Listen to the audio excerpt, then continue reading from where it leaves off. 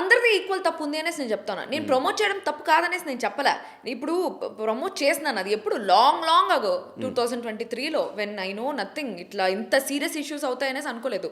Betting is just like trading. ఇప్పుడు మన stock market ఉంది, దాంట్లో మనం డబ్బులు పెడతాం, అది వస్తుందా పోతుందా అని చెప్పేసి మనకు తెలీదు.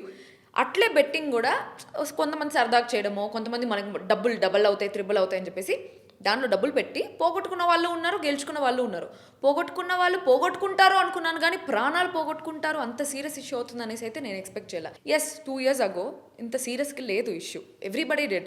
నేను ఒకటే చేస్తున్నాను, నన్ను ఒకటే లాగుతా ఉన్నారు ఎందుకురా అంటే, ఈ గీదిరాయలు నోరు ఎక్కువ, మనం ఏదైనా మాట్లాడినామంటే తిరిగి మాట్లాడేస్తుంది. అదర్వైజ్ నేను జనాలందరూ నన్ను ఒక సైకోపాత్, సాడిస్టిక్ అట్లాంటి హ్యూమన్ బీయింగ్ అనేసి అనుకుంటున్నారు. బట్ నేను మనిషే.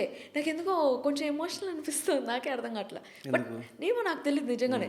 నేను అందరూ అనుకునేంత బ్యాడ్ అయితే కాదు, నేను మంచిదాన్నే.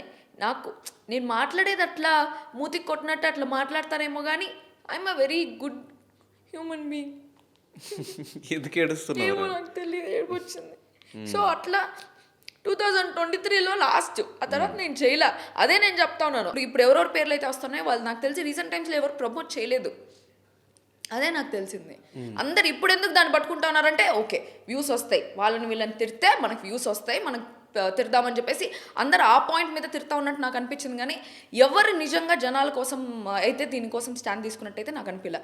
ఈ పాయింట్లో నాకు యువ సామ్రాట్ గారు అనేసి ఒక ఆయన ఉన్నారు. ఆయన వచ్చి లాంగ్ అగో 2023 నుంచి ఆయన ఫైట్ చేస్తూ ఉన్నారు. అదొకటే నాకు తెలుసు, దట్ వాళ్ళు బెట్టింగ్ యాప్ పెడతా ఉన్నారు, పెట్టకండి అని చెప్పేసి. నేను అప్పుడెప్పుడో 2023లో పెట్టినప్పుడు కూడా ఈ టెక్స్చర్ మీ వద్దు గీతు గారు, మీరు ఇలా పెట్టద్దని నేను చెప్పేసి అప్పుడే టెక్స్ట్ చేస్తున్నారు.